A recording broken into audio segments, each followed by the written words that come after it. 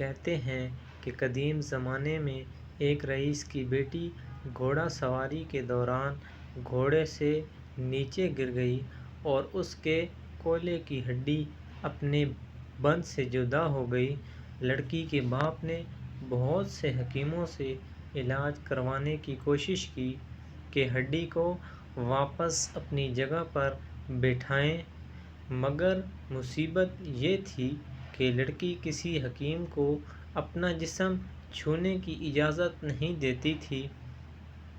باپ نے بہت اصرار کیا کہ بیٹی، حکیم کو شریعت نے بھی محرم قرار دیا ہے، لیکن بیٹی کسی طرح راضی نہیں ہو رہی تھی اور دن بدن کمزور ہوتی جا رہی تھی۔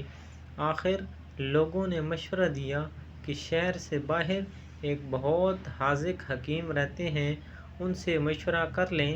وہ شخص حکیم صاحب کے پاس گئے اور اپنا مسئلہ بیان کیا تو حکیم صاحب نے کہا کہ ایک شرط پر میں آپ کی بیٹی کا کولا ہاتھ لگائے بغیر واپس بٹھا سکتا ہوں۔ وہ شخص کہنے لگا کہ جو بھی شرط ہو وہ قبول کرنے پر آمادہ ہے۔ حکیم نے کہا کہ شرط یہ ہے کہ ایک بہت موٹی تازی گائے میرے لیے لا دو تو میں علاج کر دوں گا آپ کی بیٹی کا۔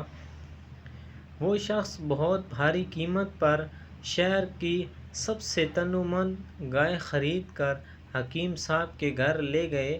حکیم صاحب نے کہا کہ آپ اپنی بیٹی کو پرسوں اپنے ساتھ لے آئیں، اسی دن اللہ کے حکم سے اس کا علاج کر دوں گا۔ جب وہ شخص چلا گیا تو حکیم صاحب نے اپنے شاگردوں سے کہا کہ 2 دن تک نہ تو گائے کو گھاس کا ایک تنکا کھلایا جائے اور نہ پانی کا ایک قطرہ پلایا جائے۔ شاگرد حیران ہوئے کہ اتنی تنومند گائے 2 دن میں بھوک اور پیاس سے مر نہ جائے، لیکن چونکہ استاد کا حکم تھا اسی لیے تعمیل کے سوا کوئی چارہ نہ تھا۔ 2 دن تک گائے بھوک اور پیاس کی شدت سے بہت کمزور ہو گئی۔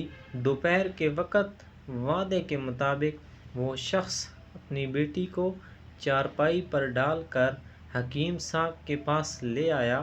حکیم نے لڑکی کے والد سے کہا کہ آپ اپنی بیٹی کو گائے کی پیٹھ پر بٹھا لیں۔ سب بہت حیران ہوئے، لیکن حکم ماننے کے علاوہ اور کوئی راستہ نہ تھا۔ لڑکی کو گائے کی پیٹھ پر بٹھا دیا گیا۔ اب حکیم صاحب نے اپنے شاگردوں سے کہا کہ لڑکی کے دونوں پاؤں گائے کے پیٹ کے گرد رسی سے باندھ دیں۔ یہ کام ہونے کے بعد حکیم صاحب نے شاگردوں سے کہا کہ اب گائے کے سامنے گھاس اور دوسری خوراک ڈال دو۔ گائے 2 دن کی بھوکی پیاسی تھی، جلدی جلدی کھانے لگی۔